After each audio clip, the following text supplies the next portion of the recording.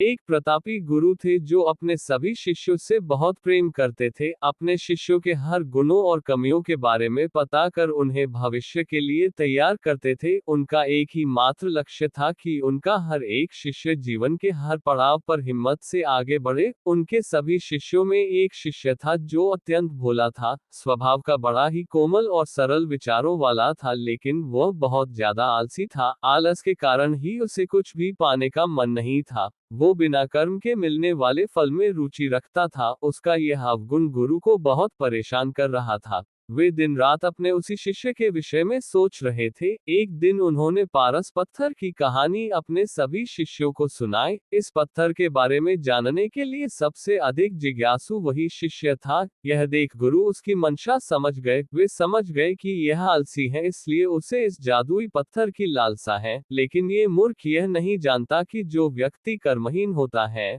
उसकी सहायता तो स्वयं भगवान भी नहीं कर सकते, और ये तो बस एक साधारण पत्थर है।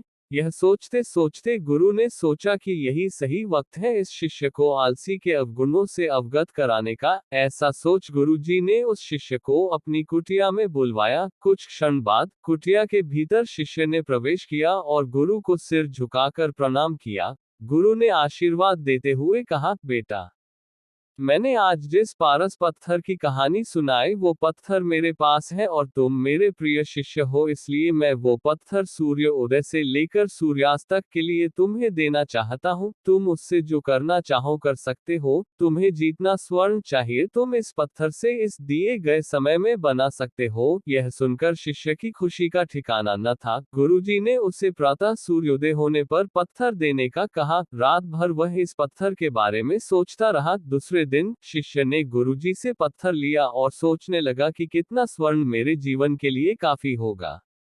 और इसी चिंतन में उसने आधा दिन निकाल दिया। भोजन कर वो अपने कक्ष में आया। उस वक्त भी वह उसी चिंतन में था कि कितना स्वर्ण जीवन व्यापन के लिए पर्याप्त होगा, और यह सोचते सोचते आदतानुसार भोजन के बाद उसकी आंख लग गई, और जब खुली तब दिन ढलने को था और गुरुजी के वापस आने का समय हो चुका था। उसे फिर कुछ समझ नहीं आया। इतने में गुरुजी वापस आ गए और उन्होंने पत्थर वापस ले लिया। शिष्य ने बहुत विनती की, लेकिन गुरुजी ने एक ना सुनी। तब गुरुजी ने शिष्य को समझाया, पुत्र, आलस्य व्यक्ति की समझ पर लगा ताला है। आलसी के कारण तुम इतने महान अवसर का लाभ भी ना उठ सके। जो व्यक्ति कर्म से भागता है उसकी किस्मत कभी उसका साथ नहीं देती। तुम एक अच्छे शिष्य हो, परंतु तुम में बहुत आलस है। जिस दिन तुम इस आलस के चौले को निकाल फेंकोगे, उस दिन तुम्हारे पास कई पारस के पत्थर होंगे। शिष्य को गुरु की बात समझ आ गई और उसने खुद को पूरी तरह बदल दिया। उसे कभी किसी पारस की लालसा नहीं रही।